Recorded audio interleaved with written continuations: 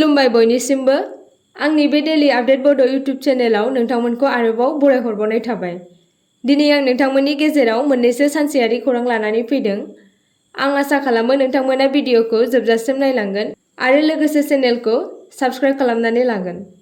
दिनैनि गिबिसिन खौराङाव दङ आसामनि बिलोफोराव ना दिहुनथायखौ बांहोनो थाखाय 800 कौटि रांनि मावथांखि आखायाव लादों।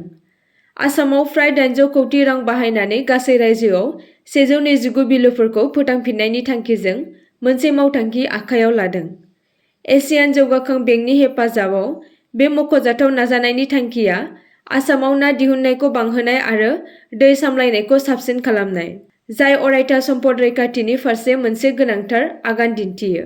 सास्टेनेबल वेटलेन्ड एन्ड इन्टिग्रेटेड फिशारिज ट्रान्सफरमेशन मुंनि बे मावथांखिखौ फ्राय 4000 हेक्टरसो बिलोआव ना फिसिनायखौ फोथांफिन्नो थाखाय डिजाइन खालामनाय जादों, जाय बे मावथांखिनि थांखिया 4000 हेक्टर बिलोआव ना फिसिनायखौ फोथांफिन्नाय आरो बानायफिन्नाय, जाय बोसोराव मोनफ्रोमबो हेक्टराव 1200 किल'ग्राम उफ्रा ना दिहुननो हागोन होनना सान्नाय जादों। ना दिहुनथायाव बे बांनाया ओनसोलनि हारिफोरनि थाखाय ओनसोलारि रांखान्थि आरो आदार रैखाथियाव मख'जाथाव बिहोमा होगोन, जाय गावसोरनि जिउ राहानि थाखाय बेफोर फुंखाफोरनि सायाव सोनारो। ना दिहुनथायखौ बांहोनायनि अनगायैबो बे मावथांखिया दै दोनथुमनाय गोहोखौ जौगाहोनो आरो सम्पद सामलायनायाव अरायथा आदबफोरखौ जौगाहोनो थियारि खालामनाय जादों। हादोरारि नानि हारिसाफोरनि रैखाथियाव गोसो होनानै बे हाबाफारिया हादोरसानि आबहावायारि जोरथाय आरो जिब रोखोम रैखाथिनि गुवार थांखिफोरजों गोरोबलायो। नैथि खौराङाव दङ गुवाहाटीआव सासे सुबुङा गावनि एक्स-गार्लफ्रेन्डखौ बुथारनो नाजादोंमोन। गुवाहाटीआव शुक्रबारखालिनि हराव मोनसे सोमोनांथाव जाथाय जादों, जेराव सासे सेंग्राया उर्मिला ब्रह्म मुंनि सासे आइजोखौ बुथारनो नाजादोंमोन। गाग्लोबजाग्रा हिन्जावसाया आथिखालाव गुवाहाटी मेडिकेल कलेज हस्पिटालाव गावनि उदै आरो गोदोनायाव जखम जानायनि फाहामथाय लागासिनो दङ। खौरां मोन्नाय बायदिब्ला बायहाटा सारियालिनि बिकास देखा मुंनि गाग्लोबग्राया उर्मिलाखौ गोबौ सिखाजों गाग्लोबदोंमोन, जेब्ला बिसोरनि मोजां मोनलायनाय सोमोन्दोआ गाज्रि जादोंमोन। बे जाथाया हरनि 9 रिंगासोआव जादोंमोन, जेब्ला उर्मिलाया हाथाइसिम थांगासिनो दंमोन। बिकास देखाया उर्मिलानि गुबुन सासे सुबुंजों गोदान सोमोन्दोआव थानायनि थाखाय बे गिख्रंथाव जाथायखौ मावदों होनना सन्देह खालामनाय जादों। गाग्लोबनायनि उनाव बिकासआ अजद होनाय बायदियै पुलिसनि आखाइनिफ्राय बारग'नो थाखाय बिष्णुज्यति र'डआव अमल बिरपुजारी मुंनि सासे सुबुंनि न'आव आश्रय लादोंमोन। थामथि खौराङाव दङ गुवाहाटी गोजौ बिजिरसालिनि बिथोननि उनाव क'क्राझार जिल्लाया आयेन बेरेखा लटारि होनायखौ बन्द खालामदों। गुवाहाटी गोजौ बिजिरसालिनि बावैसो होनाय मोनसे बिथोनखौ मानिनानै लानायनि उनाव क'क्राझार जिल्लानि मेजिस्ट्रेट मासान्दा एम पार्टिना जिल्लानि सिङाव अफलाइन आरो अनलाइन आयेन बेरेखा लटारिनि आफादखौ होबथानो मोनसे बिथोन जारि खालामदों, जाय गासै आसामाव मोनथाय गैयै लटारिफोरनि बांलांनाय जेंनानि सायाव जिंगा सिखांदों। गोजौ बिजिरसालिनि थिरांथाया मोनसे पाब्लिक इन्टारेस्ट लिटिगेशननि उनाव लानाय जादों, जाय रायजोनि गोबां जिल्लाफोराव आयेन बेरेखा लटारि खामानिफोरखौ नोजोर होनानै। फिन्नाय महरै बिजिरसालिया आसाम सोरखारखौ बिथोन होदोंमोन दि रावबो जिल्ला बिबानगिरिफोरा बेबादि हाबाफोरखौ गनायथि होआ। बियो बेफोर बिथोनफोरखौ सिफायनाय जायखिजाया सुबुंनि बेरेखायै गोख्रै राहा लानो खावलायदोंमोन। बिजिरसालिनि बिथोनाव खामानि मावनानै आसाम सोरखारनि नखर आरो राजखान्थियारि बिफानआ गासैबो जिल्ला मेजिस्ट्रेटफोरखौ लटारिनि सायाव होबथानायखौ बाहायनो बिथोन होदों।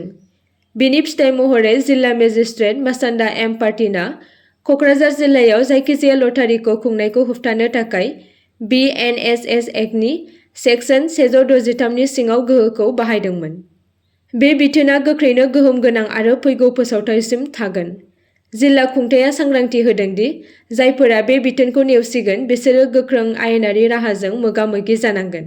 मासान्दा एम पार्टिना सुबुं आरो आफाद मोन्नैखौबो बे बिथोनखौ मानिनो आरो आयेन बेरेखा लटारि हाबाफारिफोराव जायखिजाया बाहागो लानायनिफ्राय गोजानाव थानो खावलायदों।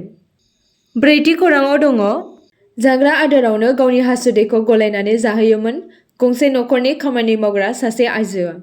मुगैथाव सोलोजों बिगोमानि नखरखौ फोजोबस्रांनो नाजादोंमोन सासे आइजोआ। नखरनि बिगोमाफोरा खामानि मावग्रा सुबुंफोरखौ नखरनि सासे सोद्रोमा बायदि मानिनानै गोथौवै फोथायनानै नखरनि माखासे बिबानफोरखौ गथायनानै होयो।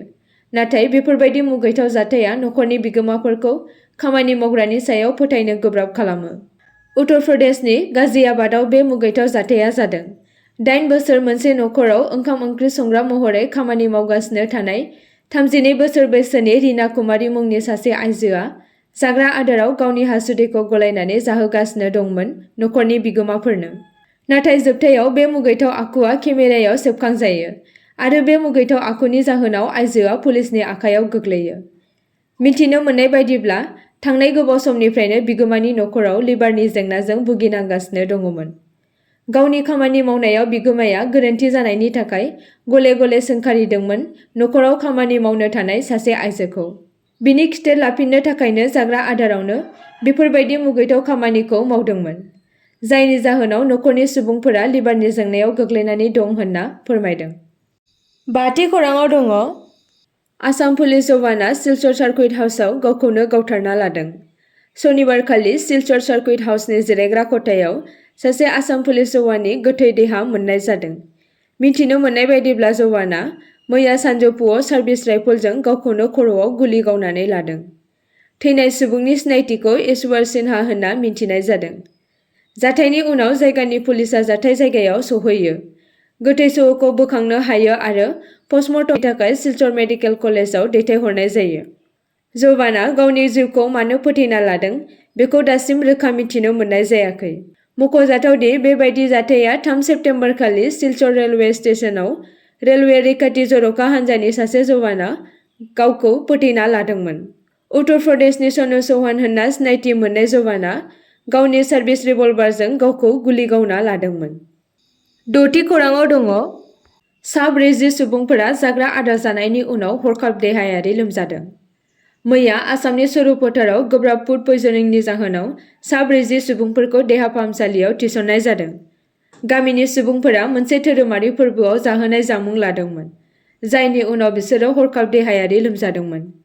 बे जाथाया गलाघाट जिल्लानि सरुपथारनि सिङाव थानाय उरियामघाटनि मोनसे गामिनिफ्राय पुष्पा गगैनि बिमाखौ बिथांनि न'आव मोनसे फालिथायारि फालिनाय समाव जादोंमोन। गामिनि सुबुंफोरा बिनि थाखाय बिथांनि थाग्रा खुलियाव ज' जादोंमोन आरो माखासे जाग्रा मुवाफोर जाहोदोंमोन।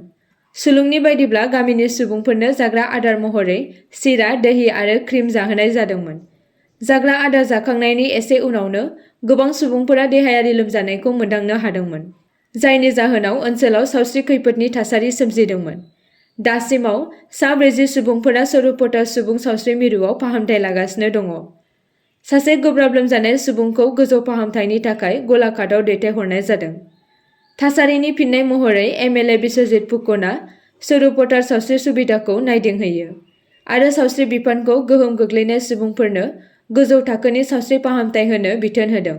बिथाङा खुंथायखौ गुबुंले जानायनि जाहोनखौ थि खालामनो थाखाय जाथायनि सायाव मोजाङै नायबिजिरनो बिथोन होदोंमोन। 7थि खौराङाव दङ। डक्टर पानजित बसुमतारीआ लन्दनाव एनिमेल एक्शन एवार्ड बान्थाखौ मोननो हादों। गावनि रोंग'थिजों जिब जुनार फाहामथायाव गोबांथार बिहोमा होनो हानायनि थाखाय एनिमेल एक्शन एवार्ड बान्थाखौ लन्दनाव आजावनो हादों डक्टर पानजित बसुमतारीआ। 14 बोसोरनिबो बांसिन गुबुन गुबुन रायजोआव जिब जुनारखौ फाहामथाय होनायनि खामानि मावदों बिथाङा। क'क्राझार जिल्लानि सिङाव थानाय थाकथारा गामिनि बिफा मलिन्द्रनाथ बसुमतारीनि फिसाज्ला डक्टर पानजित बसुमतारीआ लाइमोन बैसोनिफ्रायनो जिब जुनारखौ फाहामथाय होबोदों। नेशनेल पार्कआव थानाय जिब जुनारफोरनि देहायाव नुजाथिनाय बेरामफोरखौ फाहामथाय होनायाव जाफुंसार जादों डक्टर पानजित बसुमतारीआ। फोरमायनाय बायदिब्ला इन्टारनेशनेल फान्ड फर एनिमेल वेलफेयारआ मुलुगनि मोन 29 हादोरफोरनि गेजेराव सा 9 डक्टरफोरखौ सायख'दों। बिसोरनि गेजेरावनो डक्टर पानजित बसुमतारीआ एनिमेल एक्शन एवार्डखौ मोननो हानाय भारतनि गिबि डक्टर जानो हादों।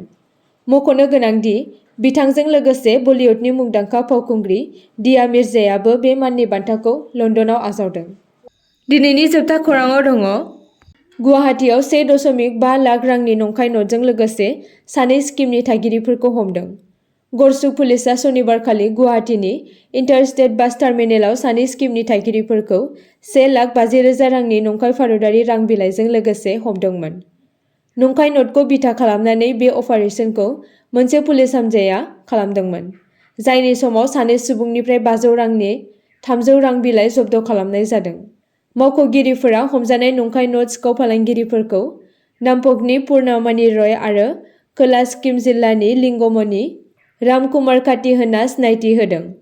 नंखाय रांनि अनगायैबो बिबानगिरिफोरा सन्देह गोनां सुबुंफोरनिफ्राय मोननै मबाइल फनबो जब्द खालामदों, जाय बे आयेन बेरेखा खामानियाव लोब्बा थानाय अपारेशन आरो नेटवर्कनि सोमोन्दै आरोबाव गुमुर जानो हागौ होनना फोरमायदों। सन्देह गोनां सुबुंफोरनि बेरेखायै गोनांथार आयेनारि राहा लानाय जादों, मानोना बिबानगिरिफोरा नंखाय रांनि फोसावनायजों जुजिनो थाखाय बिसोरनि रादायनि सायाव गोसो होयो, जाय ओनसोलनि रांखान्थि आरो राङारि दिदोमथिनि थाखाय मोनसे गिथावना खैफोद सोमजिहोयो। नायबिजिरनाया सोलिगासिनो दङ। बिबानगिरिफोरा बे नंखाय रां अपारेशननि आन्दोआव थानाय गुवार नेटवर्कखौ बेखेवनो थाखाय खामानि मावगासिनो दङ। बेखौ रोखा खालामो दि बेजों लोब्बा थानाय सुबुंफोरखौ दायनिगिरि खालामनाय जायो। आसा खालामो नोंथांमोना भिडिअखौ नायनानै मोजां मोनगोन आरो चेनेलखौ लाइक आरो साबस्क्राइब खालामनानै लागोन।